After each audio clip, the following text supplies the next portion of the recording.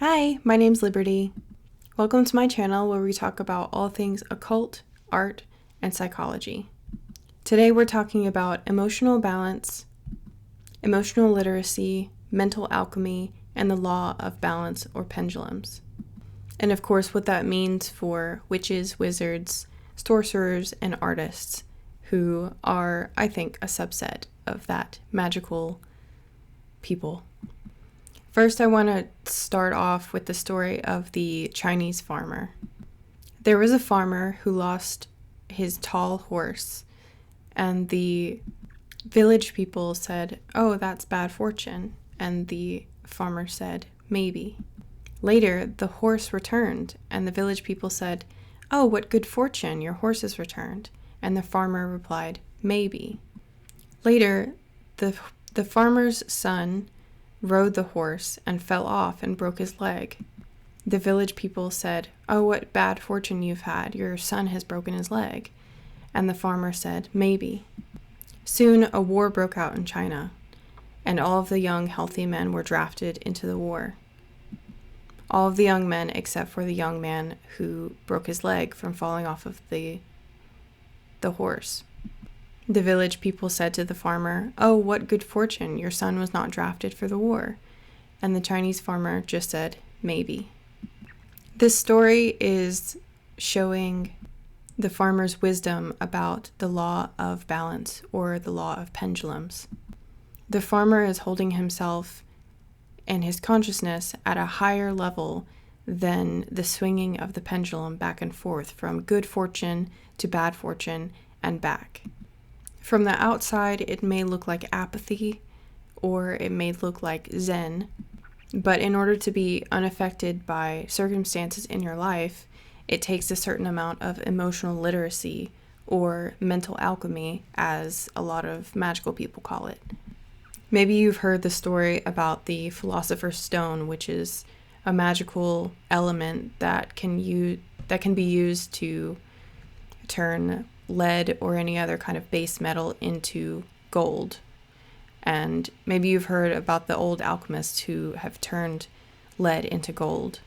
This kind of transmuting alchemy can be seen as a literal representation of what magic is capable of, or it can be seen as an example of what one as a magician can do mentally. Turning something of lesser value, such as anger, sadness, or apathy, into something of greater value, happiness, bliss, contentment, or even a feeling of control and confidence.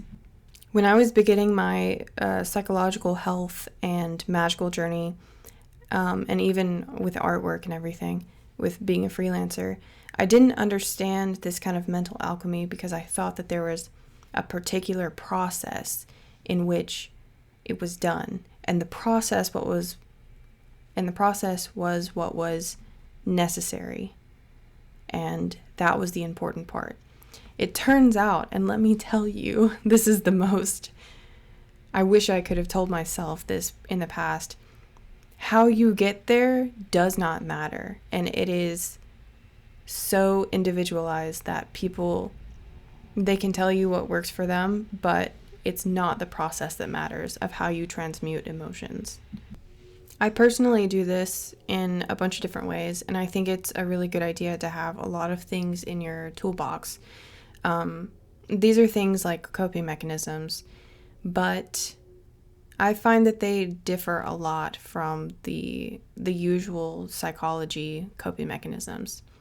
I use things like affirmations, visualizations of what I would like to see in the future in my life. I also use visualization in a way to visualize myself in a very calming state, or like a calm state. So in a rainforest, for example, I think that's what they are talking about when they say like find your happy place. I've also imagined myself like in a memory as a child in my mom's arms or something like that. Anything to comfort you. And it's very important that it's not in your, I think it's left brain. The hemispheres are not entirely like logic and creativity, but It's important that it's not logic based. And the reason for that is because your emotions do not get processed through logic. That's not how they get processed, usually. No, I would not even say usually. Like, you need to feel through them to get them processed. And I know that probably triggered like so many people, but yeah, you don't have to feel the emotion to process it, but you do need to leave it alone and feel something else. I don't know, it's hard to explain. I'm not a healthcare professional or a psychiatrist or anything.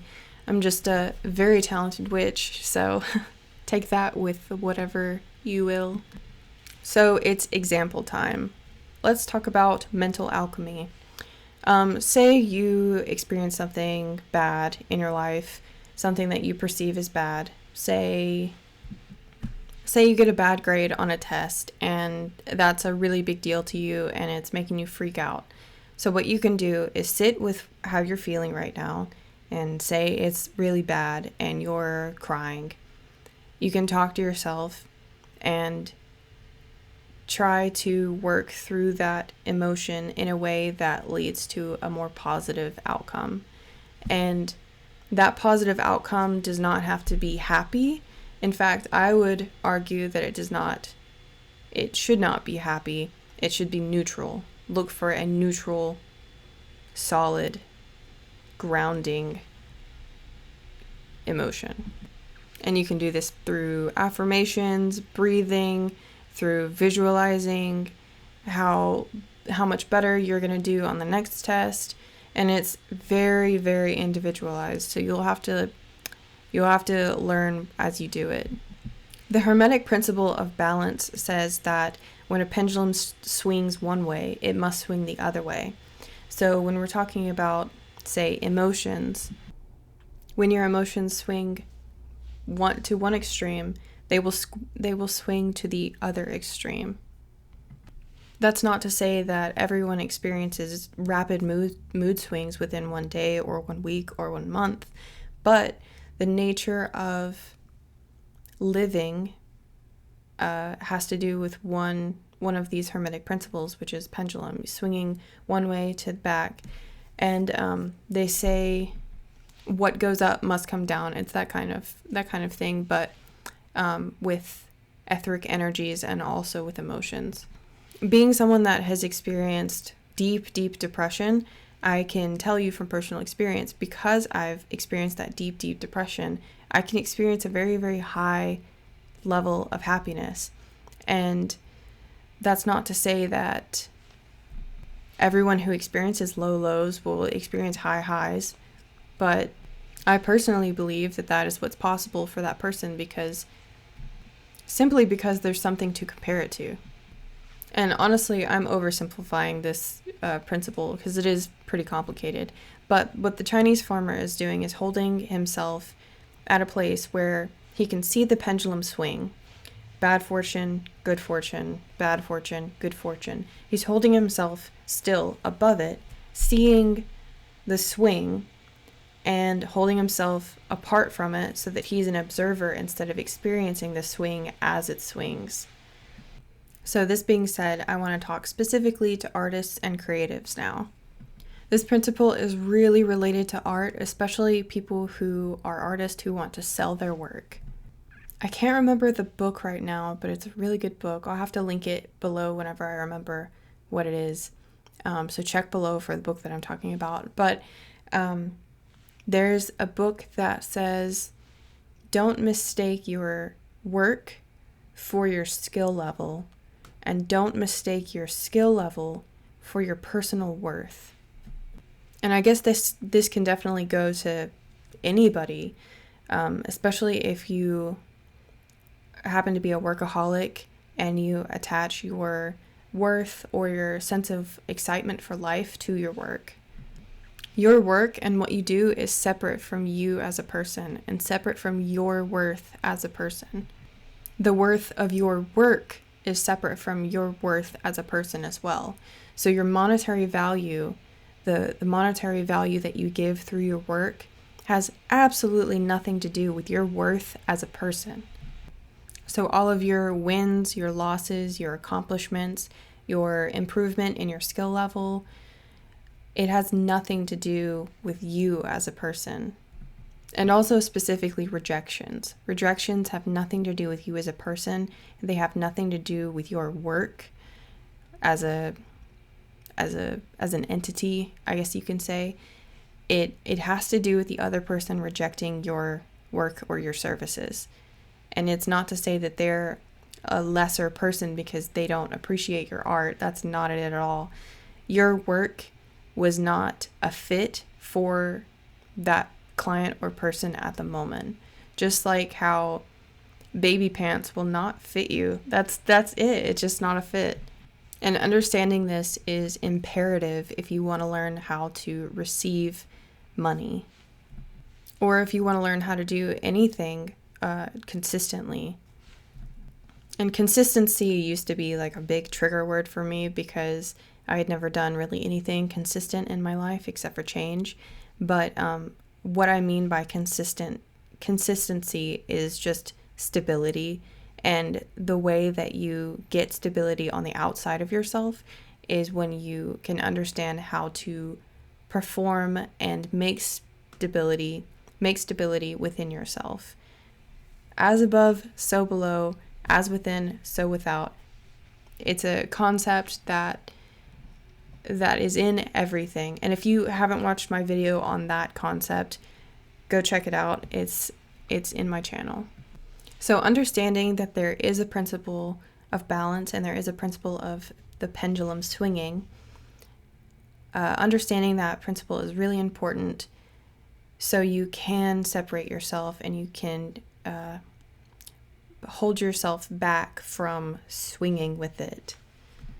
Because as a human, I don't know if you've experienced this. I do know because you're a human too. Humans have this, it's like hardwired into our brain that we think whatever emotion or whatever circumstance we're in is going to be it. Like, that's it. That is it. Pull the plug.